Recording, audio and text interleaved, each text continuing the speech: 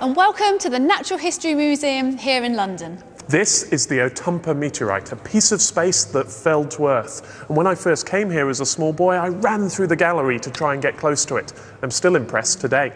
This programme is all about meteorites. We've come to see the museum's fantastic collection of space rocks and find out what we're still learning about them today. We'll bring you the latest on the Chelyabinsk impact in Russia, and John Coleshaw has been on a meteorite hunt of his own in Wiltshire. Pete and Paul have tips on what to see in this month's night sky, and Chris North has something new, our first space surgery. Seeing any fireball falling to Earth is very special.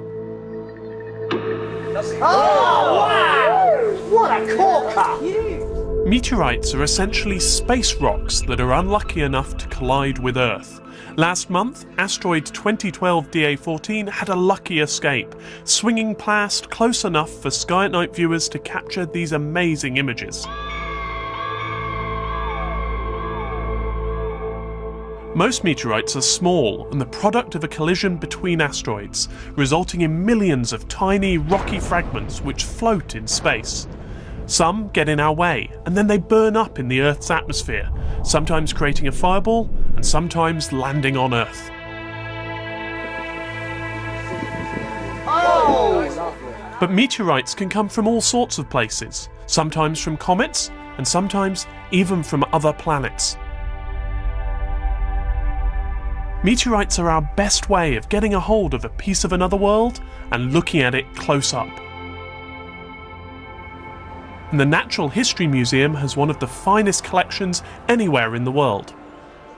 Well, this is just fabulous. This is an enormous piece of Mars that fell to Earth in 2011, and that impact was observed. And so this is a fresh Martian meteorite, kept in this case to keep it away from earthly contamination. And that means that it can tell us stories of the red planet. And this particular rock is the only Martian meteorite to show signs of water, weathering it away in the dim and distant past on Mars.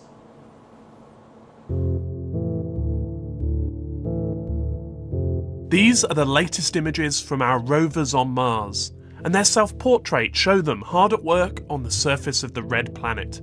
But even though they're doing amazing science, nothing beats getting hold of a lump of Mars and bringing it down into the lab.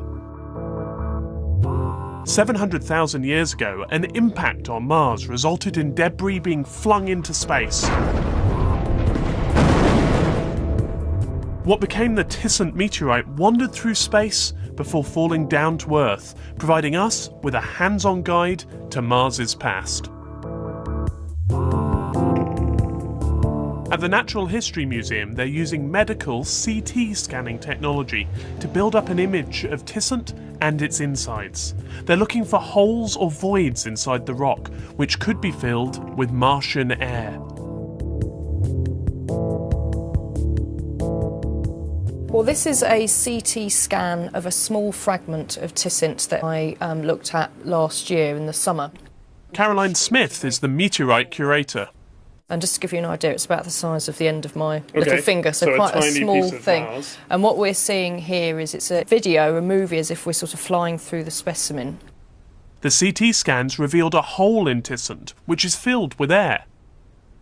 So the question is, if this has got air in it, is it Earth air or Martian air? Well, if it's completely sealed in the rock, theoretically it still should have Martian air in it. So that's what we wanted to find out. You can see it's completely sort of sealed at this end. Oh, but hang on, we've got all of this red stuff here, and in fact there's a little hole. Oh no! Yeah, so okay. if there was any Martian atmosphere in there, it ain't there now. We wouldn't have been able to do this a few years ago. With this, we can get a really good idea of what's inside the meteorite without having to chop it up, without having to cut it, without having to break it. Whenever you do those to any samples, but especially rare meteorites, of course, you're damaging something rare and precious. Meteorites are classified by their composition. Some are made of stone, but some are made of iron, the condensed cores of what must have been larger asteroids. Some are mixtures of both. The most interesting meteorites are relics of a time nearly 5 billion years ago, when our solar system was just forming. Out of the dust and debris left over from the birth of our sun, planets were eventually formed. But the details are sketchy, and what we need is first-hand evidence. We get just that in the form of meteorites called carbonaceous chondrites, the fossilised remains of the primeval solar system. So we're in the carbonaceous chondrite drawers, so you can see there's lots of different labels. What do they look like? How would we know one if it landed in the back garden? Yeah, they're actually quite boring looking rocks, actually. But that's the thing, their sort of lack of looking interesting belies their significance, because they're actually some of the most interesting meteorites that we actually have to study. This is called Eyendi. Now, why Eyendi is very important is primarily because of these things. Now, you can see on the surface of this one, there's this white splodge. Yep. And then you can see inside as well, there's lots of sort of smaller, irregularly shaped white objects. Well, these are these things called CAIs, stands for calcium aluminium rich inclusion. And the CAIs, we think, are the first solid objects to form in our solar system. Okay. So when we talk about the solar system being 4.6 billion years, it's these things. It's actually dating the CAIs. And in fact, we think in the very, very early solar system, in the protoplanetary disk, that's where these rocks were beginning to form by bits and pieces all sticking together. Another reason why carbonaceous chondrites are particularly interesting is some of them are very rich in organic molecules. Right, and there's a story about this, isn't there? Is it the Murchison one? That's right. The Murchison's one of my favourite meteorites, actually. And that means it's smelly, right? That's what I've heard, anyway. Murchison is smelly. Oh yeah, you get a really strong gunpowder smell out of that. It's quite amazing. Yeah. So I'll try and... And that's been given off by the meteorite? This has been given off by the meteorite. Now, I'll sort of take it out. Hopefully no bits will drop off. Right. It's quite fragile. So this is a fairly large piece. This one weighs about 800 grams. Okay. You can hold it, but very carefully, because it's quite friable. And you can see, again, a bit like Eyendi, quite a boring-looking meteorite, but it's very, very, very rich in organic molecules, amino acids, sugars, and perhaps the most interesting, I think, are nuclear bases, because nuclear bases are the organic molecules you need for DNA to... I was going to say, these are complicated These are complicated molecules. Asteroids and comets carry in them the building blocks of life, which then fall to Earth in meteorites. They have a sinister presence, emerging from the blackness and then disappearing silently again. They're dark, cratered worlds, scarred by impacts, most ancient, but some quite recent. Tracked by telescopes, we know precisely where the large ones are, but the vast majority of asteroids are too small for us to detect until the last minute. A fireball is the only sign that something's on the way. The last meteorite to fall in the UK was in 1991, and in that typically understated British way, it didn't make much of a fuss when it landed in Mr. Pettifor's garden near Cambridge. They heard a whistling noise, and the neighbour said, "Arthur, I think something's just landed in your garden." And right at the back of the garden, they found this dark rock sitting where there had been no dark rock. And Mr. Pettifor was clever enough to realise that this was something quite unusual, and maybe this was a meteorite. You get lots of these calls from people who think they found meteorites. A few hundred a year, so, yes. So when you go out to chase one of these up, the story sounds convincing, but what do you look for in the rock? The first thing that's very characteristic is the very, very dark crust. Burnt is the wrong word, but... Well, it's melted rock. It's called the fusion crust. So as this meteorite was hurtling through Earth's atmosphere, the rock actually melts. But only on the outside. But only on the outside. The inside never gets hot enough to melt. I'm going to give away a little secret here. One of the ways that we filter calls when people say, "A meteorite landed in my garden last night," we always say to them, "Well, what happened? Was it hot when you picked it up?" And as soon as they say, "Yes, it was boiling hot," or "It set the grass on fire," or, you know, whatever, then it's not a meteorite. Then it's not a meteorite, because there are very few occasions, I should say, where meteorites have landed and somebody has picked them up almost immediately afterwards. They're described as being lukewarm. Well, this is the last British meteorite, but of course we've had the Russian meteorite in Chelyabinsk, which was very exciting. What do we know about that? The best guesstimate at the moment for the size of the object when it came into the Earth's atmosphere is about 17 metres wide. What sort of percentage survives to the ground? Well, it's difficult to say, but you might lose at least half the pre-atmospheric mass and size. Thousands of stones have already been recovered, and the largest one, I think, is about 2 kilograms. Is there scientific value in getting it so soon after an impact? Oh, absolutely, absolutely. The less time a meteorite is sitting around on the ground for, the less it is being contaminated. More than 1,000 meteorites fall to Earth every year. Caroline regularly goes meteorite hunting in the desert, where conditions are ideal for preserving them. In 2010, in Australia, she found a funny little rock, which at first glance looked nothing special. Lucie's meeting up with Anton Kersley in the basement of the museum. He used his electron microscope to look at Caroline's find and was amazed at what he found. It was something incredibly rare, a meteorite from the moon.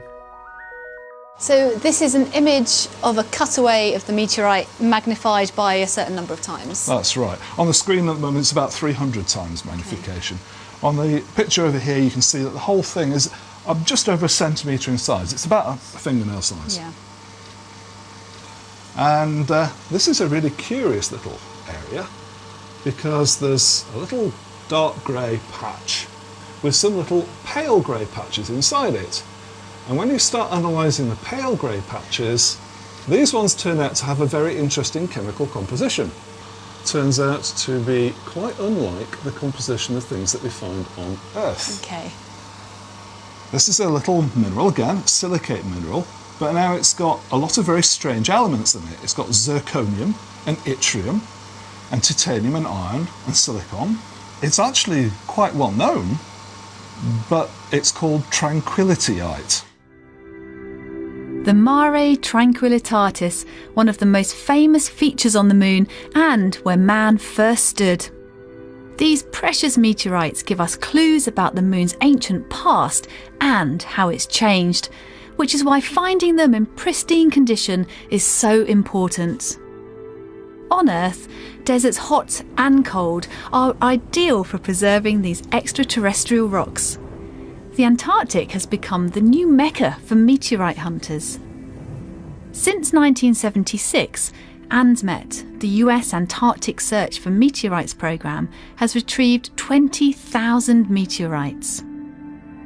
Lunar scientist Katie Joy spent 2 months in Antarctica, and her group managed to collect 63 meteorites, but they were hampered by the wind and temperatures of -25°C.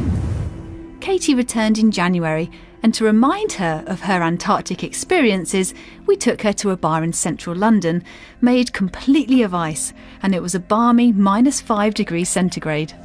So it's only -5 in here, it's -25 in Antarctica, this is easy. So Katie, why go to the extreme of visiting Antarctica to look for your meteorites? Antarctica is a desert. It has very little rainfall and precipitation, which means that the meteorites that are found there are very well preserved. Also, there are no trees, there are no buildings. It's very easy to find a nice big black meteorite sitting on the white ice. So it's kind of an easy thing to do. So this is a good example of a dark meteorite that would be sitting on the ice. Are there particularly good places to look for meteorites on Antarctica? There are. Meteorites fall randomly all over Antarctica as they do the rest of the world. But what happens is that the ice on the polar plateau flows out towards the edge of the continent. And when it hits the mountain ranges, the ice is brought up to the surface. And so we find natural concentration sites, typically along the big mountain ranges, such as the Transantarctic Mountains.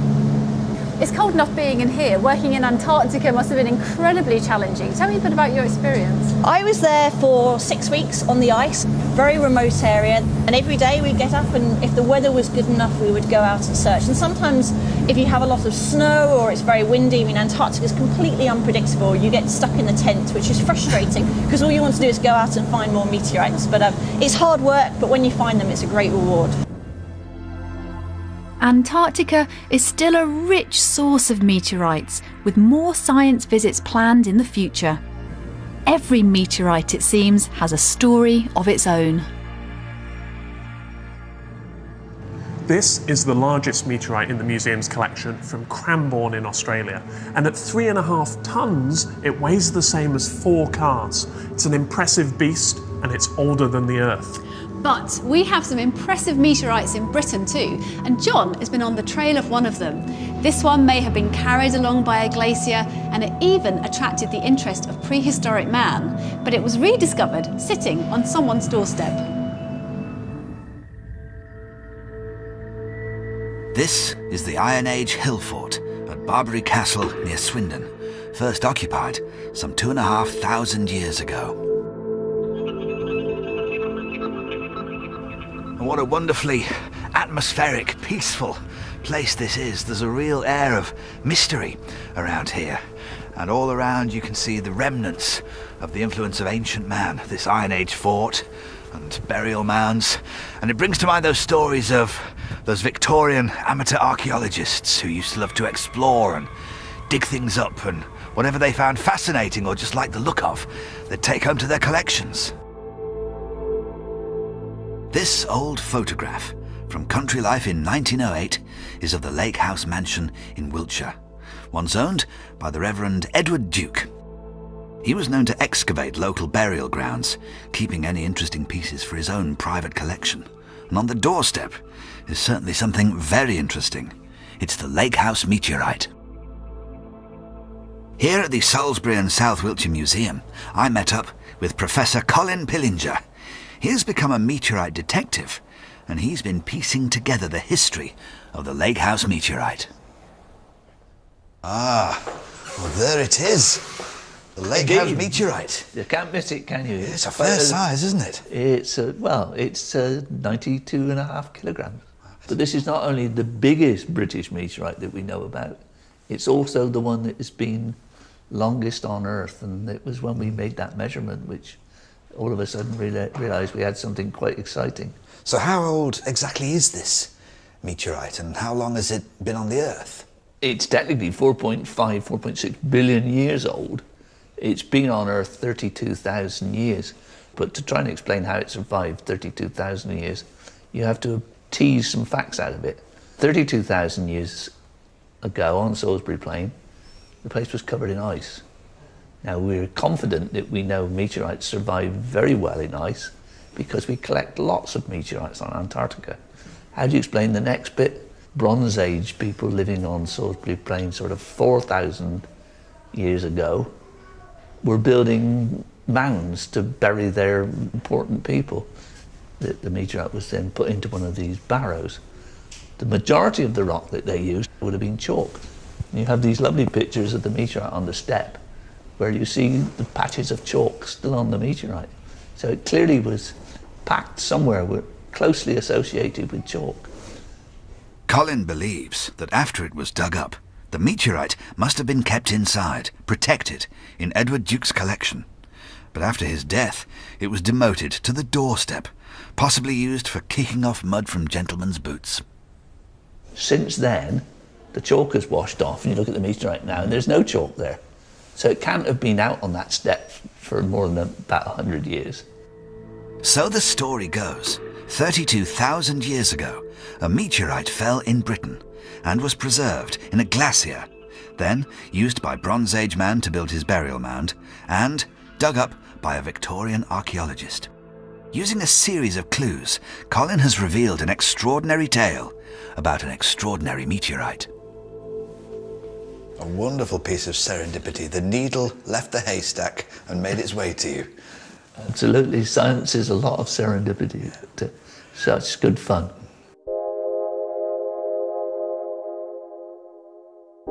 We hope that serendipity will play a part tonight.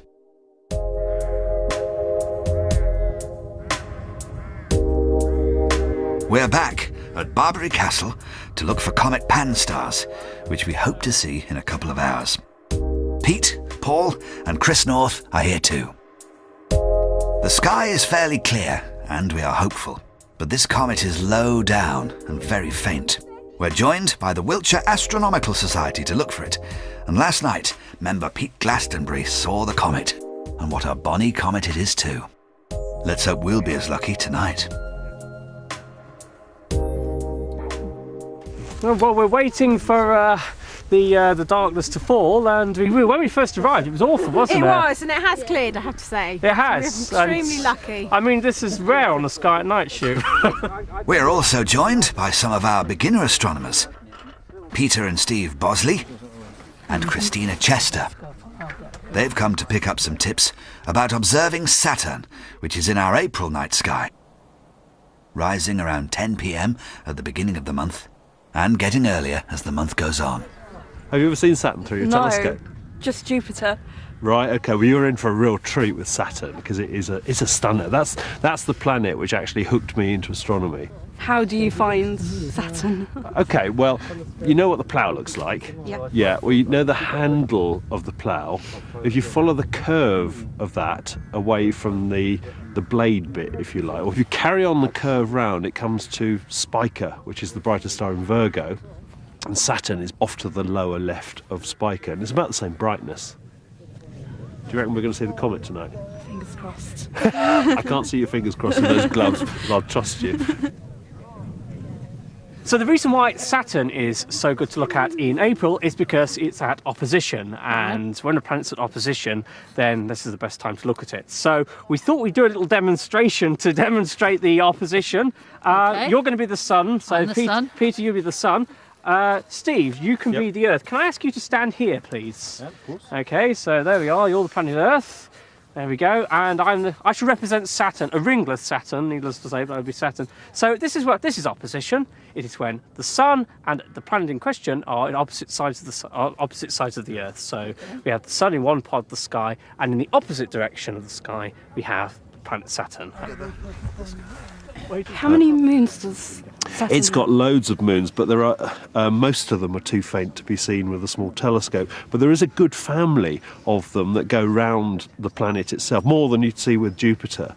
So they're always in attendance, and they're really worth looking out for as well.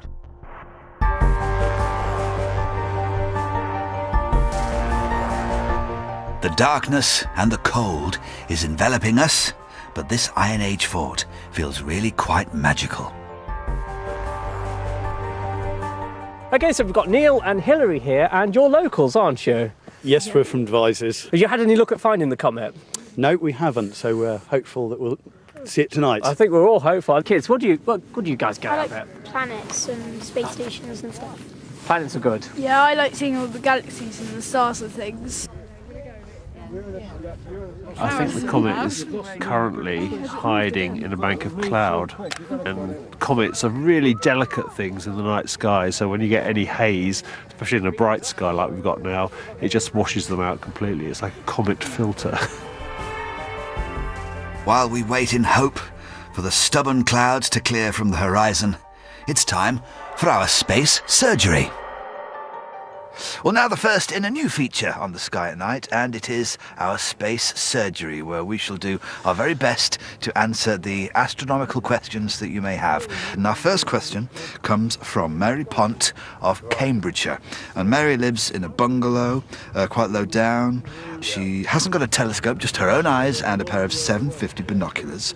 So is there anything that she can look for? Well, the best thing to do, Mary, is to find your way around the rest of the sky, so get yourself a night sky guide, perhaps.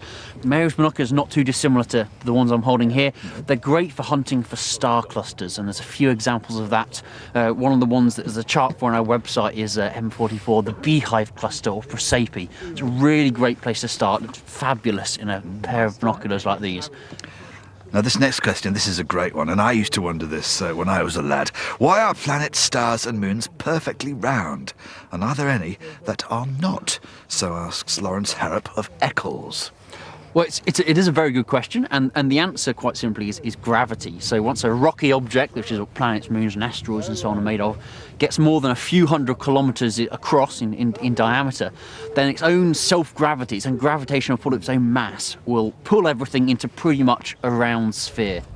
A great example is some of Saturn's moons. So its bigger moons, such as Rhea and Titan and Enceladus, are nice round bodies, but some of the smaller ones, such as Prometheus and Pandora, are much more odd shapes because they're too small for gravity to have pulled them.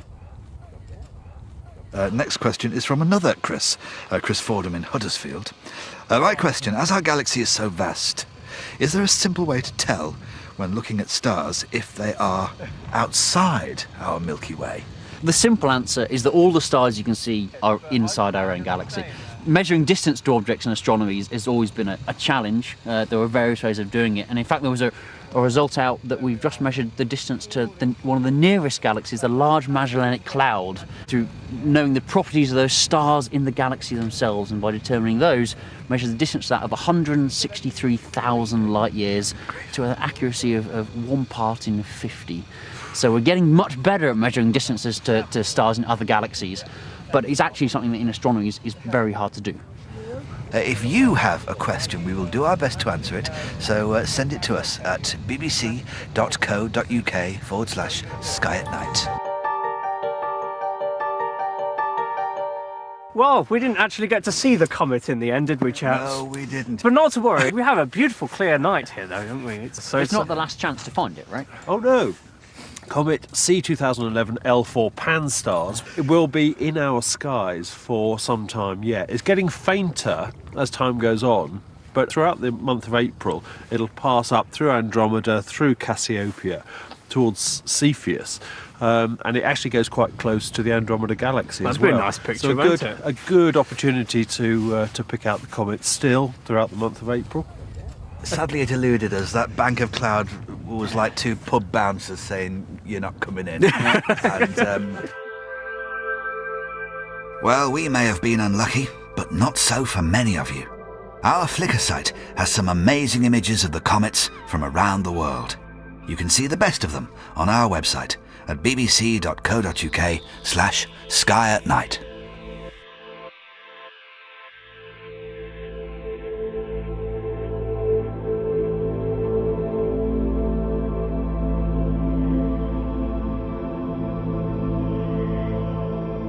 We have one more celestial treat. Lucie and Chris have been allowed to hold something rather precious. Well, this is something really special. This is a piece of Martian meteorite. And so this little rock knew Mars when it was a wet world, travelled out into space, and then ended up here on Earth, where it can tell us its story. And I'm holding the piece of the moon that Anton showed me earlier on.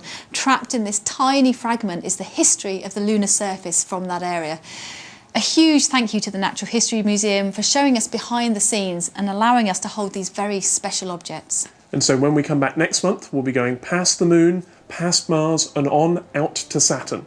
So until next month, good night.